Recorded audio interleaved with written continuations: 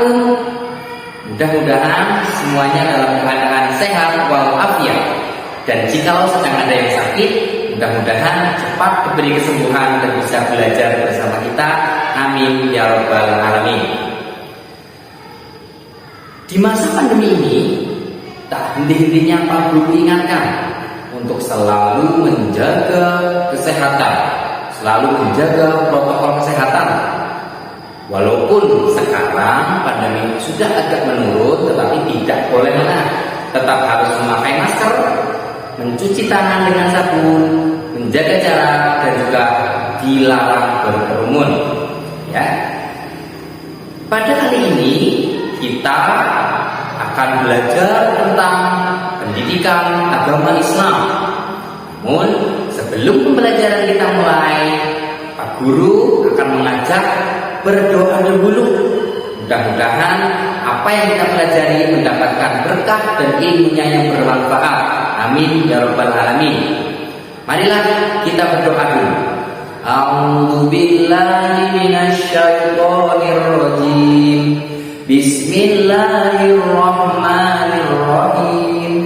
Raditu billahi robba wa bil islami dina wa bi Muhammadin nabiyya wa rasula. Rabbi zidni ilma warzuqni fahma. Amin. Ya, setelah kita berdoa, Pak Guru ingatkan kembali, kita akan pembelajaran. Yuk siapkan dulu peralatannya, alat tulisnya, mulai dari buku tulis, ballpoint, dan lain sebagainya. Untuk apa? Nanti ketika ada poin-poin yang penting atau materi yang penting bisa dicatat. Dan juga posisinya yuk yang betul. Duduk, jangan sambil dengan tiduran ya. Jangan sambil tiduran ya, tidak bagus. Oke? Nah, untuk menambah semangat kita pembelajaran pada pagi hari ini, Pak Guru mengajak kita untuk melaksanakan tepuk anak soleh dulu supaya kita semangat dalam pembelajaran pada pagi hari ini. Yuk, tepuk anak soleh. Aku anak soleh, rajin sholat, rajin ngaji, orang tua dihormati, cinta Islam sampai mati. La ilaha illallah Muhammadur Rasulullah. Yes. Ya. Mudah-mudahan semuanya juga masih dalam keadaan semangat untuk mengawali pembelajaran kita pada pagi hari ini. Oke? Selanjutnya kita masuk ke dalam pembelajaran. Kita akan belajar pendidikan agama Islam. Pelajaran yang kedua tentang mengenal nama-nama Allah dan juga kitab-kitabnya. Dan ini dia adalah kompetensi intinya, yaitu tadi adalah kompetensi intinya. Dan sekarang ini dia kompetensi dasarnya. Setelah itu tujuan pembelajaran kita pada hari ini yaitu ini dia. Nah, setelah kita mengetahui kompetensi inti, kompetensi dasar dan juga tujuan pembelajaran kita, yuk kita dengarkan sekilas lagu nama-nama Allah.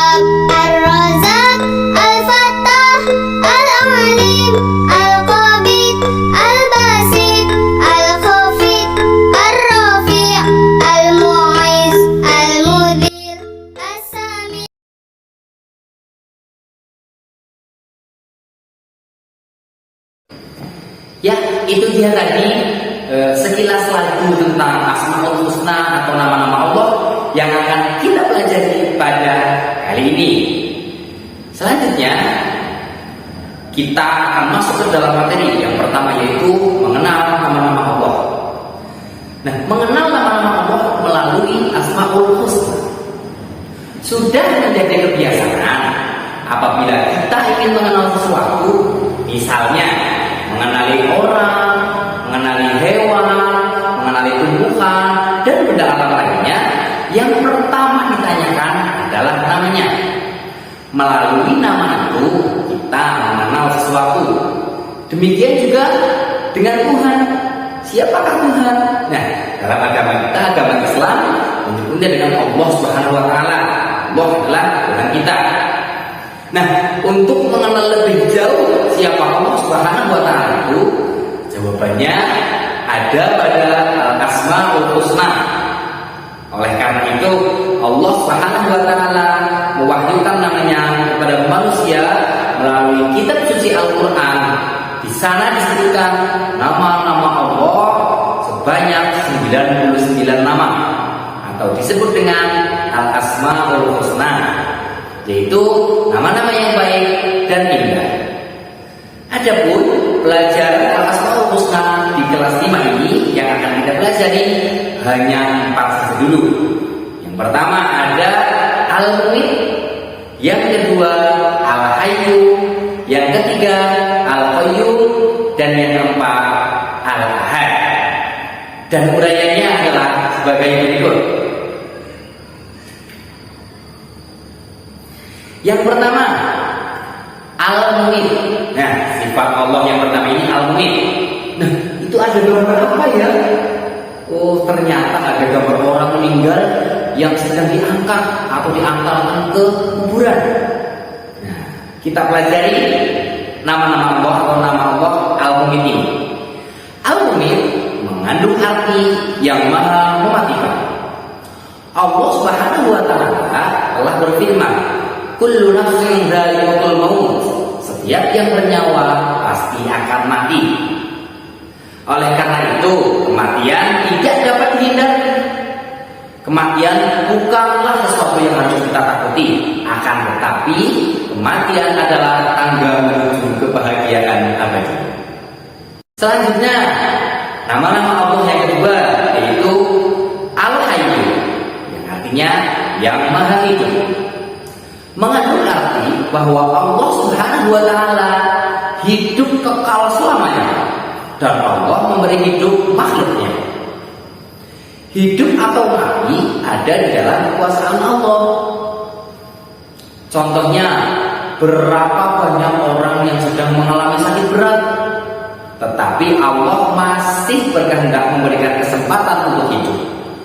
Dan juga sebaliknya, sering kita melihat orang tidak sakit, kondisinya dalam keadaan sehat walafiat, tiba-tiba terdengar sudah meninggal dunia. Ada siaran di masjid ataupun di mushola, inna lillahi wa inna ilaihi raji'un, telah meninggal dunia saudara siapa.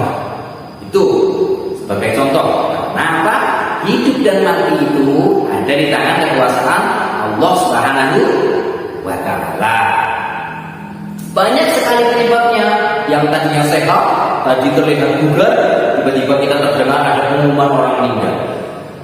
Sebagai contoh, banyak sekali ada yang terkena penyakit jantung, serangan jantung, ada yang kecelakaan, ada yang tenggelam di sungai, tiba-tiba banjir, dan lain sebagainya.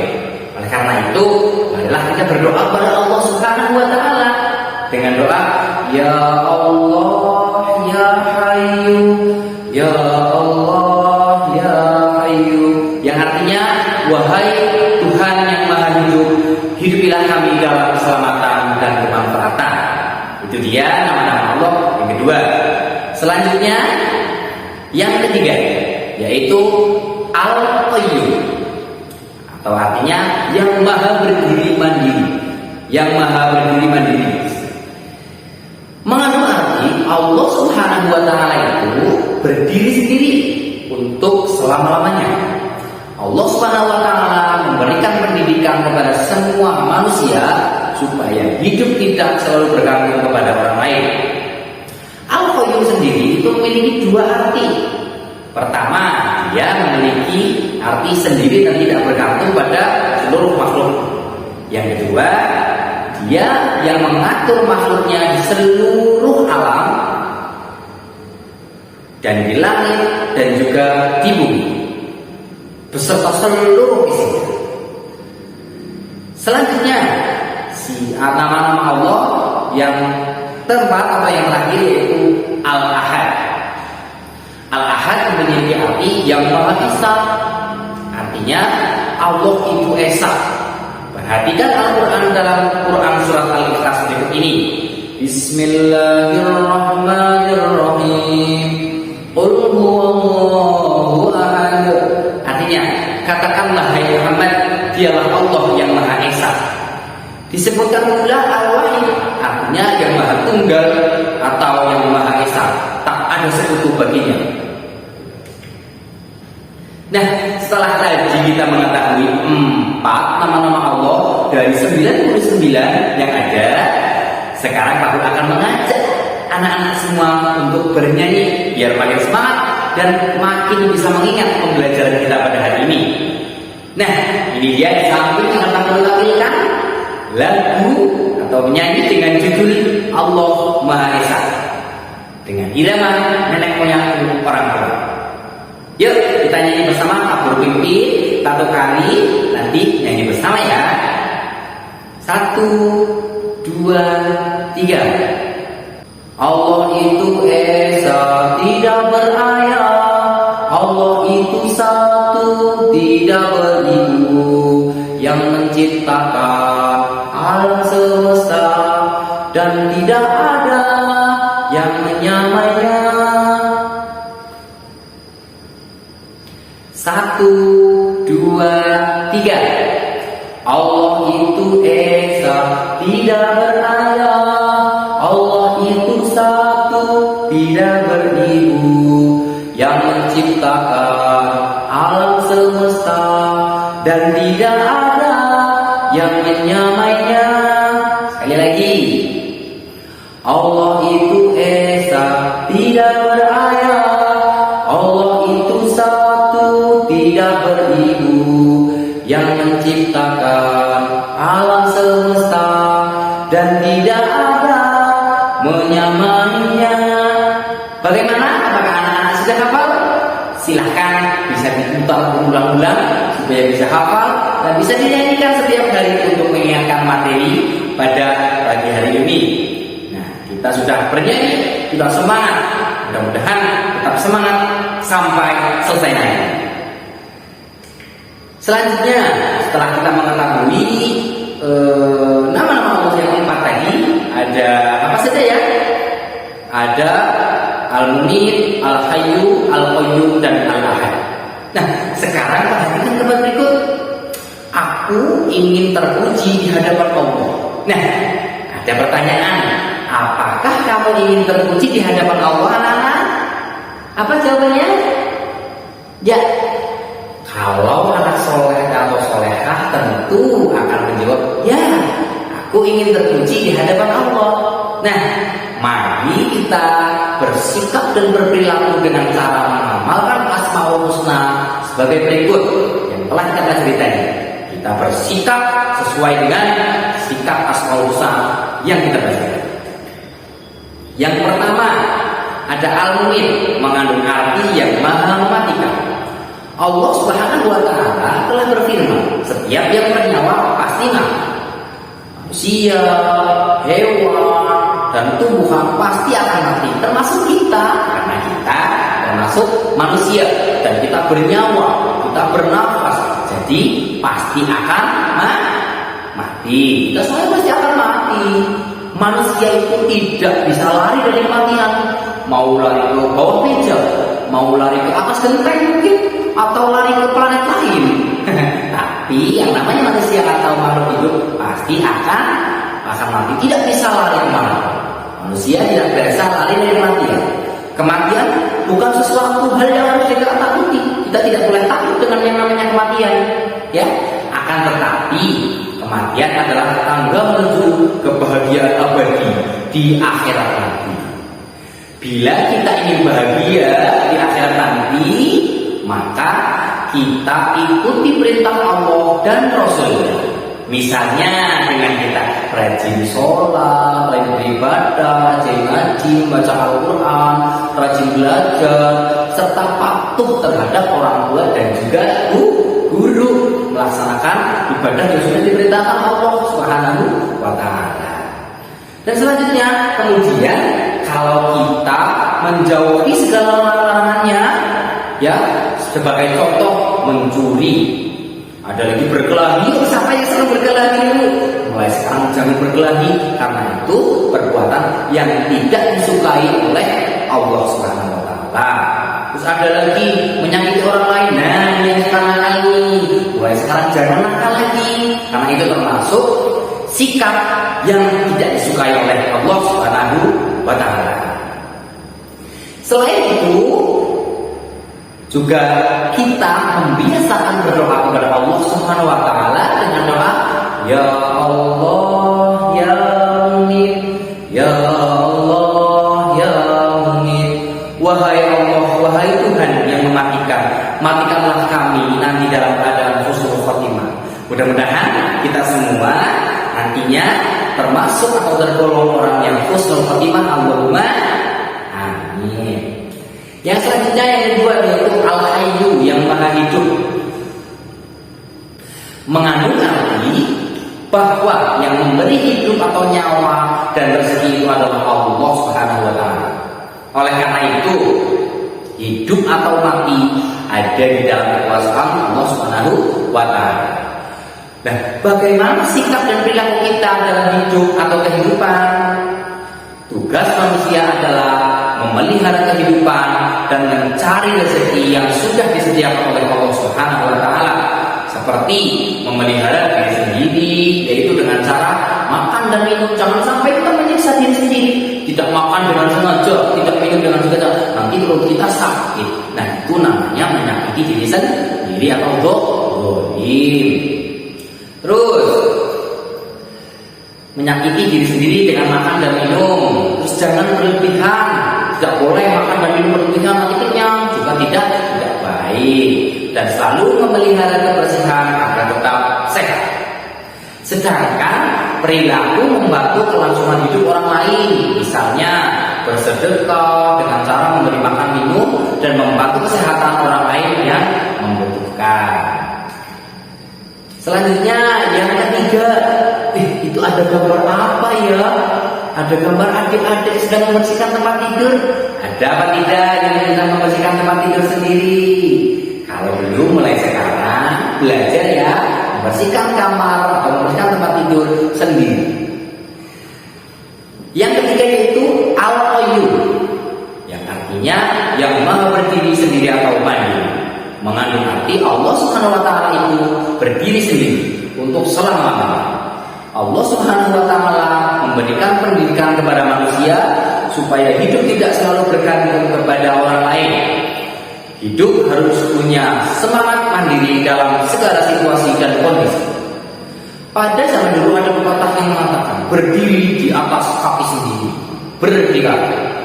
Bagi siswa kelas 5, bila di rumah harus sudah dapat melakukan sendiri hal-hal tertentu. Misalnya merapikan tempat tidur seperti yang ada di gambar, terus menyiapkan peralatan sekolah sendiri, jangan ibunya, latihan ya. Terus sarapan dan ambil sarapan juga harus sendiri, berangkat sekolah juga harus sendiri, dan lain sebagainya. Terus mulai berlatih mandi. Dan juga selalu berdoa kepada Allah Subhanahu wa Ta'ala, Ya Allah, Ya Qayyum, wahai Tuhan yang maha berdiri, jadikan hidup kami tidak selalu bergantung kepada orang lain. Mudah-mudahan kita termasuk orang-orang yang mandiri. Allahumma amin. Selanjutnya yang keempat yaitu Al-Ahad, yang Maha Esa. Mengandung arti Allah Subhanahu wa Ta'ala itu Esa, yang Maha Tunggal atau Esa, yang tetap menyendiri dan tidak ada sekutu baginya. Allah Subhanahu wa Ta'ala mandiri, tidak membutuhkan orang lain atau tidak membutuhkan bantuan siapapun. Sifat ini memberi pelajaran kepada kita agar selalu mandiri dan tidak bergantung kepada orang lain. Misalnya mandi, makan, berpakaian, mengerjakan PR, menyusun dan merapikan buku pelajaran di rumah dan di sekolah. Kemudian kita juga dianjurkan berdoa, mudah-mudahan selalu bisa hidup mandiri. Amin Allahumma amin. Selanjutnya, setelah kita tadi belajar tentang nama-nama Allah yang 4 itu, sekarang kita masuk ke mengenal kitab-kitab Allah Subhanahu wa taala. Sebelumnya sudah ada yang tahu belum? Ada berapa kitab-kitab Allah yang harus kita ketahui? Ya, kalau belum mari kita pelajari, mari kita simak penjelasan dari 40. Yang pertama, perintah beriman kepada kitab-kitab Allah Subhanahu wa taala itu sudah ada di dalam Al-Qur'an dengan berbunyi seperti ini. A'udzu billahi minasyaitonir rajim. Bismillahirrahmanirrahim. Ya ayyuhalladzina amanu aminu billahi wa rasulihi wal kitabil ladzi nazzala ala rasulihi wal kitabil ladzi anzala min qabl wa man yakfur billahi wa malaikatihi wa kutubihi wa rusulihi wal yawmil akhir faqad dhalla dhalalan ba'ida. Yang artinya, wahai orang-orang yang beriman, tetaplah beriman kepada Allah dan Rasul-Nya dan kepada kitab-kitabnya yang diturunkan kepada Rasul-Nya serta kitab yang diturunkan sebelumnya. Barang siapa ingkar kepada Allah, malaikatnya, kitab-kitabnya dan Rasul-Nya dan di hari kemudian, maka sungguh orang itu telah tersesat sangat jauh. Itu adalah dasar kita untuk mengetahui kitab-kitab Allah. Selanjutnya, Allah Subhanahu wa taala menyuruh manusia beriman kepada kitab Al-Qur'an dan kitab-kitab yang diturunkan kepada Rasul sebelumnya. Jika tidak beriman kepada kitab-kitab itu, maka orang-orang itu tergolong orang-orang yang sesat. Nauzubillah ini, dan mudah-mudahan kita jangan termasuk orang-orang yang tersesat ya. Bagaimana cara beriman kepada kitab-kitab Allah itu? Nah, caranya yaitu dengan meyakini. Kita yakin bahwa Allah Subhanahu wa taala telah menurunkan kitab-kitabnya kepada Rasul-Nya melalui malaikat Jibril. Kitab-kitab tersebut harus dijadikan pedoman hidup untuk menuntun dan mengatur cara kita bersikap dan berperilaku guna mencapai keselamatan dan kebahagiaan hidup di dunia dan juga di akhirat. Selanjutnya, nama-nama kitab Allah Subhanahu wa taala. Allah telah menurunkan 4 kitab suci ya. Sekali lagi ulangi, 4 kitab suci yang diberikan kepada Nabi dan Rasul yang berbeda zaman dan umatnya. Semua kitab suci tersebut diturunkan oleh Allah Subhanahu wa taala kepada para nabi dan rasul untuk dijadikan sumber kebenaran dan petunjuk untuk memperoleh keselamatan dan kebahagiaan dunia dan akhirat. Kitab suci tersebut adalah sebagaimana dijelaskan dalam berikut ini. Yang pertama yaitu nama kitabnya yaitu kitab Taurat. Apa nama kitab? Ya, kitab Taurat. Kitab Taurat itu diturunkan kepada Nabi Musa alaihissalam kurang lebih pada abad 12 sebelum Masehi di daerah Israel dan Mesir. Kitab Taurat menggunakan bahasa Ibrani. Yang kedua yaitu kitab Zabur. Kitab Zabur diturunkan kepada Nabi Daud alaihissalam ketika beliau menduduki tahta sebagai raja Bani Israel pada abad 10 sebelum Masehi di tanah Kanaan. Yang ketiga yaitu kitab Injil. Kitab Injil diturunkan kepada Nabi Isa alaihissalam pada sekitar abad 1 Masehi di daerah Yerusalem dalam bahasa Yunani. Injil berarti kabar selamat, pelajaran yang baru atau kabar gembira. Kemudian kitab yang terakhir atau yang keempat yaitu kitab Al-Qur'an. Kitab Al-Qur'an mulai diturunkan kepada Nabi Muhammad SAW pada abad ke-6 Masehi di kota Makkah. Peristiwa turunnya Al-Quran atau dikenal dengan nuzulul Quran terjadi pertama kali ketika Nabi Muhammad SAW menyendiri di Gua Hira, Mekah sana. Turunnya Al-Quran menandai awal diangkatnya Nabi Muhammad SAW menjadi Rasulullah atau utusannya Allah. Usia beliau pada saat ini yaitu genap 40 tahun. Nah, itu dia tadi 4 kitab suci yang perlu kita ketahui. Ada apa saja coba ayo. Yang pertama ada kitab apa? Kitab Taurat, ada kitab Zabur, ada kitab Injil, dan yang terakhir ada kitab Al-Quran Al-Karim. Al-Quran terdiri dari 114 surat. Ini yang perlu anak-anak tahu. Ada berapa surat ini dalam Al-Quran? Nah, Al-Quran terdiri dari 114 surat terbagi dalam 30 juz dan 6.666 ayat. Al-Quran diwahyukan selama 22 tahun, 2 bulan, dan 22 hari. Al-Quran menyempurnakan seluruh hukum-hukum Allah Subhanahu wa Ta'ala yang terdapat dalam kitab-kitab yang diturunkan sebelumnya. Ia diturunkan untuk seluruh umat manusia sebagai rahmat bagi semesta alam, atau disebut juga rahmatan lil alamin. Selanjutnya C, kitab Allah membawa ajaran terpuji. Kitab Allah Subhanahu wa Ta'ala adalah petunjuk dalam kehidupan, petunjuk kepada manusia untuk berperilaku. Misalnya berperilaku kepada Allah Subhanahu wa Ta'ala, berperilaku kepada sesama manusia, hablum minallah, hablum minannas, terus berperilaku kepada hewan, tumbuhan, dan juga alam semesta. Bahkan berperilaku kepada diri sendiri. Misalnya selalu bersih, makan dan minum dengan teratur, menjaga kesehatan, tidak boleh menyiksa diri, dan lain sebagainya. Nah, setelahnya kita akan mempelajari ajaran terpuji kepada Sang Pencipta Allah Subhanahu wa Ta'ala. Ini juga ada gambar ya, silakan disaksikan, diperhatikan. Itu ada gambar yang pertama, ini gambar anak sedang melakukan ibadah sholat. Itu adalah contoh dari ajaran terpuji kepada Allah Subhanahu wa Ta'ala. Dan juga ada gambar yang berdoa kepada Allah Subhanahu wa Ta'ala dengan mengangkat tangan. Yuk, siapa yang masih suka belum sholat ataupun tidak suka berdoa? Nah, mulai sekarang rajin sholat dan berdoa kepada Allah Subhanahu wa Ta'ala ya. Terus kemudian yang kedua, ajaran terpuji kepada sesama manusia atau hablum minannas, hubungan kepada manusia. Itu ada 2 gambar juga. Yang pertama gambar anak saling bersalam-salaman. Nah, yuk mulai sekarang yang belum salaman ketika ketemu teman, salaman atau saling menyapa ya. Terus yang kedua, gambar anak sedang menolong teman yang terjatuh dari sepeda. Ya, ini yang sering nih. Apabila sedang main sepeda ada temannya yang jatuh malah ditawarin, jangan dibantu, ditolong. Oke ya. Nah, sekarang ketika ada teman yang jatuh dari sepeda atau kepadul, mungkin sering ini kepadul, malah ditawarin, jangan, ditolong ya. Selanjutnya yang ketiga yaitu ajaran terpuji kepada hewan dan tumbuhan. Itu ada contohnya.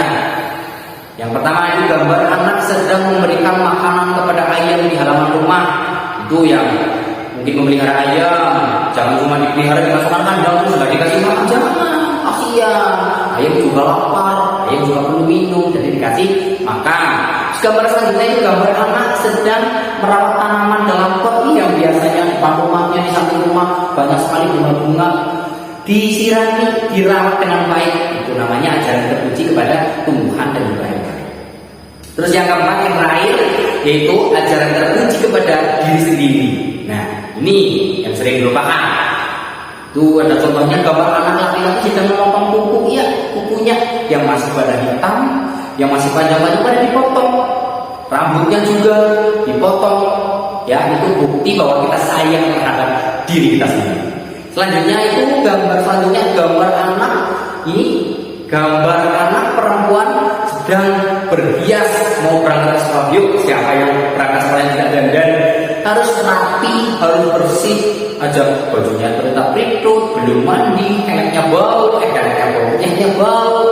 Lah pokoknya ambulan itu jangan ya. Mulai sekarang berangkat ke sekolah harus bersih dan wangi. Oke? Nah, setelah kita mengetahui tadi ada beberapa Al-Bayyinatu atau ajaran terpuji. Sekarang rangkuman pembelajaran kita pada hari ini ada 10 poin. Yang pertama, semua umat Islam wajib mengenal nama Allah Subhanahu wa taala. Yang kedua, mengenal Allah Subhanahu wa taala dapat dilakukan melalui Al-Asmaul Husna. Al-Mu'min, Al-Hayyu, Al-Qayyum dan Al-Ahad adalah sebagian dari Al-Asmaul Husna yang bernyawa pasti mati. Kemudian kematian bukanlah sesuatu hal yang perlu kita takuti, akan tetapi kematian adalah tangga menuju kebahagiaan abadi. Al-Hayyu mengandung arti yang maha hidup. Allah Subhanahu wa taala hidup kekal selamanya dan yang memberikan hidup makhluknya. Al-Qayyum mengandung arti yang maha berdiri sendiri. Allah Subhanahu wa taala berdiri sendiri untuk selama-lamanya. Al-Ahad mengandung arti yang maha esa. Allah Subhanahu wa taala maha esa atau tunggal, tidak ada sekutu baginya. Semua umat Islam wajib mengenal kitab-kitab Allah Subhanahu wa taala, yaitu Taurat, Zabur, Injil dan juga Al-Qur'an. Kitab-kitab Allah Subhanahu wa taala membawa ajaran terpuji. Kita harus bersikap dan berperilaku seperti tuntunan Allah Subhanahu wa taala dalam Al-Asmaul Husna. Itu tadi. Demikian rangkuman pembelajaran kita pada pagi hari ini. Dan selanjutnya, setelah kita selesai materi, Pak Guru akan memberikan 5 soal untuk kalian kerjakan di rumah di buku tulis ya. 5 soal. Ini dia soalnya, silahkan ditulis di buku tulis, nanti dikerjakan. Oke? Ada 5 soal. Yang pertama, jelaskan pengertian mengenal Allah melalui Al-Asmaul Husna. Yang kedua, apa yang dimaksud dengan Al-Mu'min? Jelaskan. Apa yang dimaksud dengan Al-Hayyu? Jelaskan. Apa yang dimaksud dengan Al-Qayyum? Jelaskan. Dan yang terakhir, apa yang dimaksud dengan Al-Ahad? Jelaskan. Demikian tadi pembelajaran kita pada pagi hari ini. Mudah-mudahan kita semua mendapatkan ilmu yang bermanfaat. Marilah kita akhiri pembelajaran kita pada pagi hari ini dengan membaca hamdalah bersama-sama. Alhamdulillahirabbil alamin. Banyak salah, mohon maaf. Pak Guru akhiri. Wallahul muwaffiq ila aqwamit thoriq. Wassalamualaikum warahmatullahi wabarakatuh.